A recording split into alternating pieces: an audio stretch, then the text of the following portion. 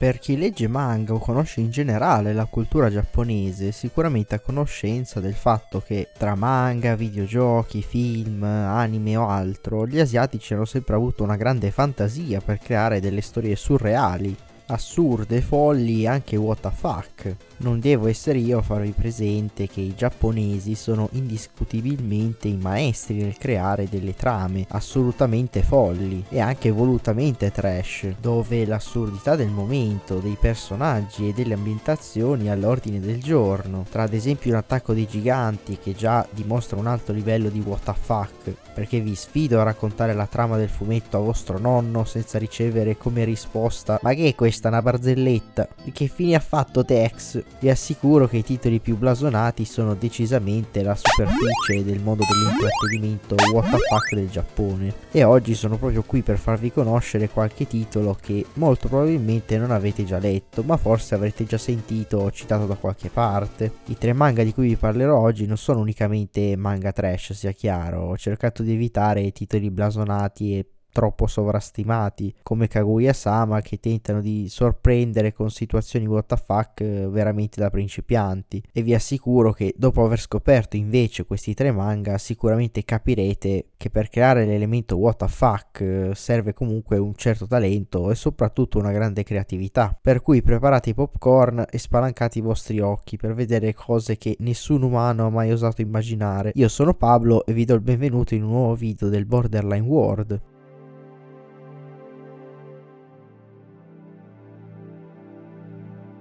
Partiamo da un grande classico che è rimasto decisamente impresso nella cultura giapponese come uno dei meme più indimenticabili di sempre. Sto parlando del mitico Gon di Masashi Tanaka, che dimostra ancora oggi una comicità così fresca che non sembra essere uscito dagli anni 90. Fare il riassunto della trama di questo fumetto è la cosa più semplice del mondo, ve lo assicuro. Il manga racconta semplicemente le avventure di Gon, questo piccolo dinosauro non scientificamente corretto che semplicemente vive la sua vita da dinosauro. Niente pipponi di trama superflui, niente dialoghi, niente di niente, ma solo un grasso e grosso dinosauro chonky che cerca di catturare il cibo e si scazza con qualche altro animale preistorico e così così. Infatti il pazzo che ha creato questo manga ha voluto semplicemente ideare una trama ad episodi che punta totalmente sul creare situazioni realistiche ma assolutamente comiche, in quanto al centro di tutto c'è un semplice rettilone che fa il ciaddone di turno e si prende il cibo che vuole. Perciò ogni capitolo è una nuova avventura nel mondo dei dinosauri, in cui possiamo vedere animali di tutti i generi e forme, che vivono strane avventure in cui madre natura la fa sempre da padrone in un modo o nell'altro. Il nostro piccolo Gon, che viene dipinto come un piccolo dinosauro molto testardo ma di gran cuore, troverà molto spesso a competere con predatori di qualsiasi tipo per proteggere ad esempio il suo piccolo figlio adottivo del momento, o semplicemente una famiglia di suricati che gli stanno simpatici, creando in questo modo una serie di eventi a catena che fanno della comicità slapstick il loro cavallo di battaglia. Non avendo alcun dialogo, perché ripeto il manga racconta solo le gesta ignoranti di un rettilone, il disegnatore comunica ogni emozione e ogni sfumatura delle situazioni come si è fatto sempre dai tempi d'oro dell'animazione, in cui le esagerazioni, i tempismi bastavano per trasmettere il tutto. In questo modo lo stile di disegno si mantiene sempre molto dettagliato nella riproduzione degli ambienti e degli animali, ma poi eccede in sfumature più caricaturali quando deve rappresentare ad esempio un animale X che fa la cappellata di turno. In questa maniera il mangaka esplora non solo un modo classico di fare comicità, ma lo proietta in un mondo preistorico che viene ricreato perfettamente, in quanto praticamente ogni episodio finisce sempre nel più assurdo dei modi, perché vengono buttati in mezzo animali e bestie di ogni tipo. La natura non è solo uno sfondo simpatico per flexare le abilità da disegnatore del mangaka, ma è un vero cuore pulsante che a modo suo fa parte della storia e la manda avanti. Infatti si può dire che in realtà la trama di questo fumetto è proprio la natura che fa il suo corso, che manda un evento climatico al momento giusto, oppure semplicemente butta nella situazione un carnivoro gigante che è in grado di uccidere tutti all'istante. Questo titolo è decisamente il più spicy, il più piccantino del precedente, perché sto parlando di un manga che è inedito da noi italiani, che potete facilmente recuperare in lingua inglese su internet. Bibliomania, scritto da Orval e disegnato da Machiro, è un one shot di 12 capitoli autoconclusivo che propone una rivisitazione di Alice nel Paese delle Meraviglie in una salsa horror mista al sci-fi. La trama ruota intorno ad una ragazzina che guarda caso si chiama Alice, che si trova improvvisamente rinchiusa dentro la stanza numero 431 di un misterioso castello, e ad accoglierla trova uno strano serpente maggiordomo, il quale le rivela che all'interno di esso lei può vivere per l'eternità ed esaudendo tutti i propri desideri. Stranamente però la ragazza non vuole rimanere in questo strano posto, che potrebbe essere una sorta di paradiso, ma vuole invece uscire dal castello, e per farlo deve passare dalle 430 stanze precedenti, fino ad arrivare all'unica uscita disponibile. Da qui parte l'assurdo viaggio a ritroso di questa strana copia di Alice che, ribaltando la storia originale, vuole uscire da questo mondo delle meraviglie che in questi pochi capitoli rivela un potenziale allucinante. Infatti in ogni stanza si troveranno le realizzazioni più disparate e assurde dei desideri umani più comuni e non solo, come un enorme samurai che perennemente giustizia il bullo di turno, oppure un uccello umanoide che vola per il solo senso di libertà.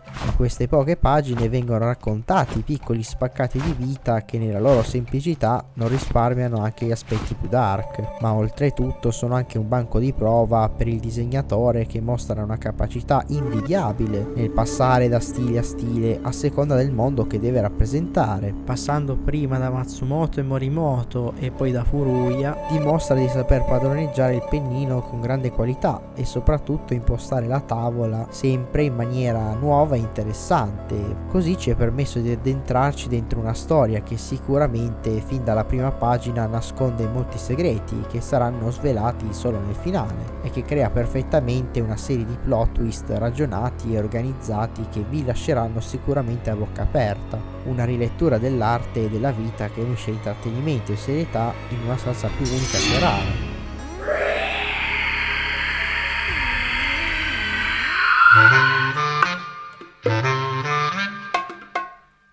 E anche qui torniamo ad un altro grande classico che magari chi è più vecchiotto avrà già sentito nominare e anche amare in tutti i sensi, wink wink. Di un po', sei un pervertito? Se pensate un attimo ai vecchi manga e anime anni 80 e 90, secondo voi cosa andava per la maggiore, oltre ai soliti robottoni e super sentai?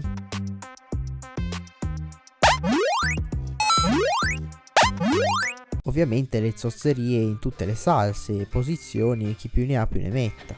E proprio su questa falsariga il mio ultimo consiglio è Golden Boy di Tetsuya Egawa, che per farvi capire il personaggio, il mangaka dopo la realizzazione di quest'opera ha abbandonato il mondo del fumetto per diventare a tutti gli effetti un regista di video per adulti. Insomma, un programma proprio, no? Comunque state tranquilli che non sto parlando di un vero e proprio hentai, ma di un manga decisamente ecchi che mischia erotismo e comicità in una chiave decisamente inaspettata. Assistiamo alla storia di Kintaro, un giovane ragazzo che rappresenta proprio il contrario del classico uomo giapponese, libero, con la testa tra le nuvole, che cambia lavoro abitualmente, che non cerca un posto fisso in cui stare. Insomma, una sorta di hippie in salsa LGBTQ+,